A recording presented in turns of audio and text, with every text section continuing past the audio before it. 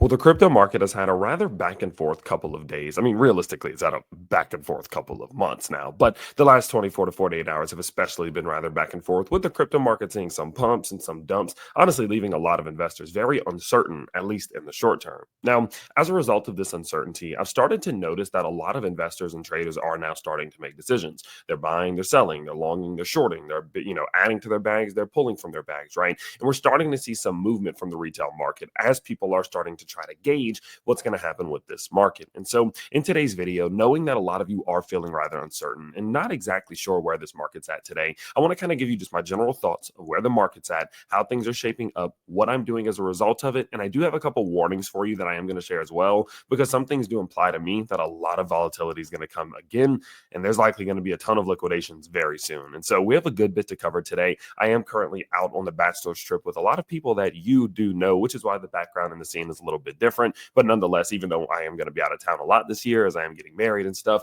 I am going to still be bringing you guys the best content as possible. And so smash that like button if you have been enjoying it, and let's get into it. So kind of looking at the crypto market here, okay, what we can see is that, yeah, the crypto market's not been terrible over the last 7 days, last couple of days, but definitely not great. Obviously, the market for the most part, especially the top 10, is still rather down, especially over the last 7 days, with things like Ethereum, XRP, Solana, and BNB kind of pushing downwards, so anywhere from 15 to 18%.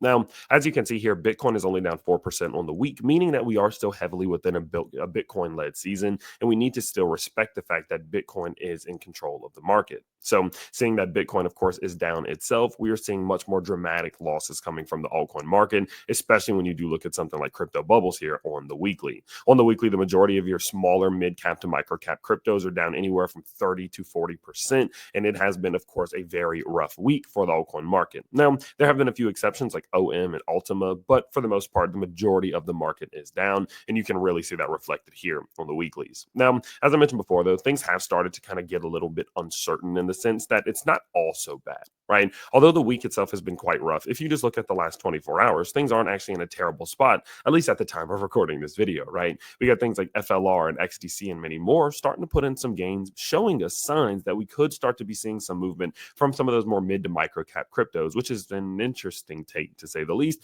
But that is what we are seeing. Now, the majority of these gains today, as I mentioned before, are coming from Bitcoin. As you can see earlier today, we did get a pretty sizable rally here for Bitcoin. Nothing too crazy, but we did see this pretty decent move upwards, which of course did lead the majority of the market in a positive direction, especially something like Caspa currently up 10%. Now, overall, though, although this has been good, right, seeing in the last 24 hours that things did pick up a little bit, I'm still not really falling for this trap. And what I mean for that is not in the sense that the market's guaranteed to go down and not be able to maintain this pump, but more that I know that the decision's not been made yet. And any price movement that happens for Bitcoin right now between these two zones is just fluff, in my opinion. It's just kind of it's nothing. I really don't care, quite frankly, because where we are right now for Bitcoin is in a battle zone. As you all know, I've made a video, I think the last video that I made actually, talking about these two zones, the bearish zone and the bullish zone. There's a bearish Fibonacci zone sitting right between $102,000 and $105.5 thousand, sitting basically directly above us, in which I believe the bears are constantly working against the bulls to try to stop the price from clearing this zone. And then on the flip side of that, we can see that the bulls have built up their own little fort, right, their own little territory between 96,000 and 93,000, in which they're trying to hold the price above. And so right now, as you can see, we're having that battle. I pointed out these two zones right whenever we were right up here. And you can see how that played out, right? We did get the rejection like I was talking about. We got the pullback off of that, and it came where? Right back down to the bottom zone, in which now it's trying to find that support, right? So you can see that what I was talking about wasn't just nonsense, right? These are two key zones. These are two levels in which there's going to be battles at. You're going to see the bull step in and the bear step in, and they're going to try to force Bitcoin's price in either direction.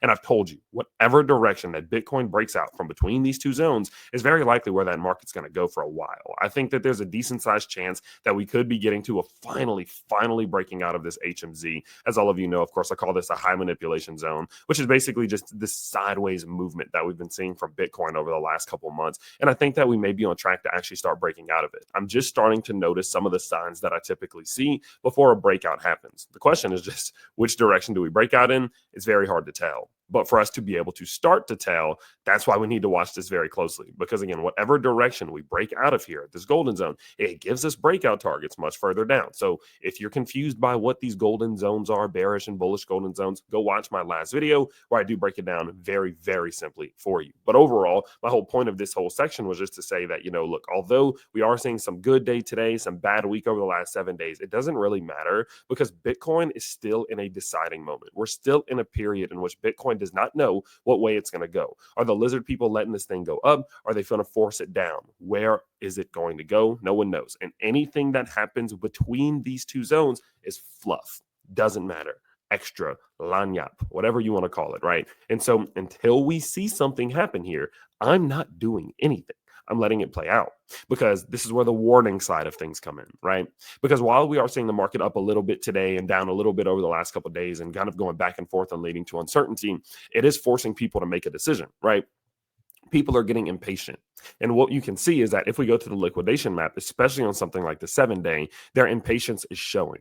You have one half of the traders who are going in on long trades, expecting that the market's going to go up, expecting that they are going to see this market push up anywhere to $110,000 to $115,000.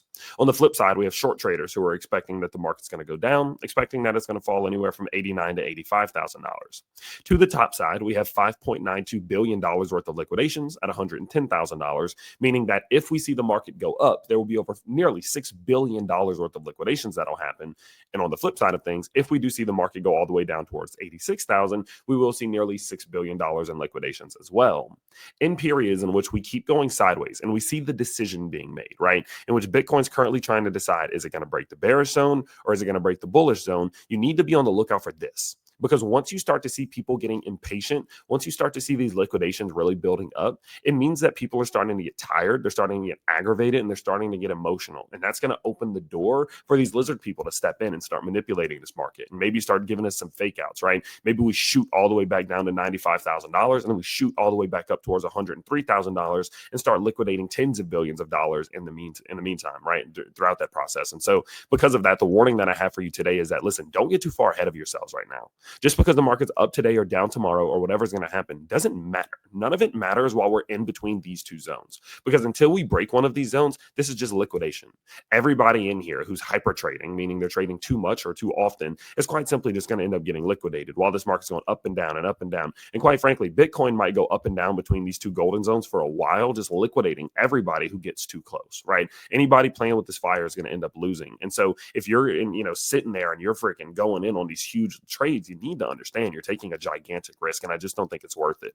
Yes, there are some things that I am looking at, right? The fact that it does seem as if some sort of Adam and Eve pattern could be forming there could imply that a push towards the upside is on the way. Yeah, I'm taking note of that, right? I'm paying attention to that, but it's not worth the risk of going long on a huge leverage trade or something like that, because I'm well aware that while we're in between these two zones, weird stuff is going to happen. And quite frankly, weird stuff is going to happen in this little zone, which is quite simply just a smaller piece of this big zone that we're in, right? And so that's what I've told you all. I've maintained my proposition since December 20th that I'm not doing anything big while we're in this red box. While Bitcoin is range bound between $92,000 and $109,000, I'm not doing much. I'll dollar cost average on bad days like I did, right? If we go back out to February 2nd, I bought some Bitcoin and some ETH and Solana. And if you go look at where we were on Feb 2nd, right, which was back here, you can see those purchases were, 10%, 15, 20% lower than we are right now, meaning that we've been able to make some decent gains here, right? Make some decent money in here, but I'm not opening big leverage trades. I'm not opening big buys. I'm not doing big sells.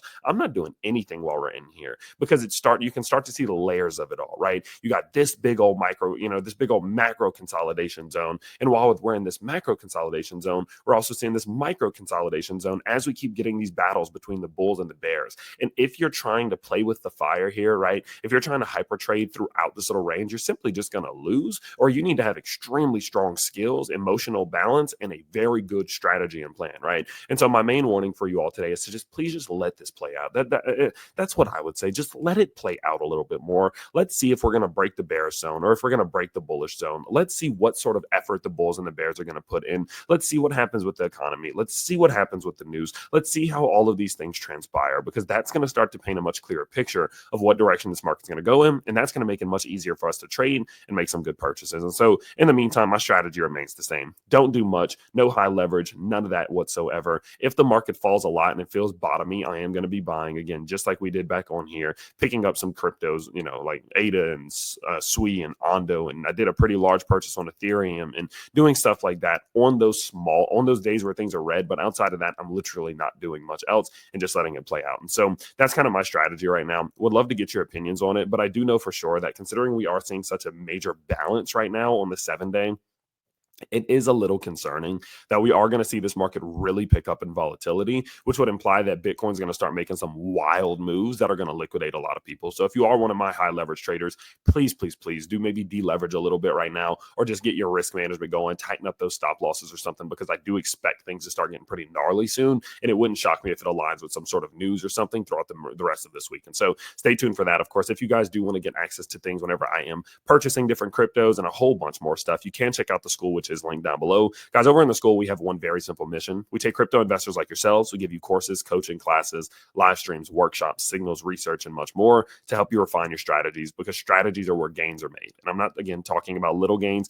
I'm talking about big gains. And I can just scroll endlessly at this point. There's now been a log over $2.5 million worth of profit generated in our community. And yeah, there have been losses, as you can see here, the losses and lessons channel, where we talk about the trades that went rough, right? And talk about how we can fix them. But there is a very high win ratio in this community, and you just see gains. I could scroll and scroll and scroll and scroll, and you get the point, right? And so if you do want to go ahead and check that out, the link is available down below for you. You can sign up today, and the best part is you'll get your money back guaranteed, and it starts as little as $5 a month, and there is an option $17 a month if you want to check that out. The last thing that I will let you know is that although I am not leverage trading right now, I know a lot of you are, and if you do want to sign up to my WEEX link down below, you can get some money almost immediately. If you sign up and secure your account, they'll give you $20. If you want to KYC, although you don't have to, they'll give you $10. And as you do get to trading and transferring in some funds, you can get tens of thousands of dollars in bonuses. So feel free to go check that out if any of that is interesting for you, down in the description below. I will actually let you guys know, gladly, I did get my Twitter back recently, so I am going to be doing a lot more tweets and stuff like that. So feel free to go follow us over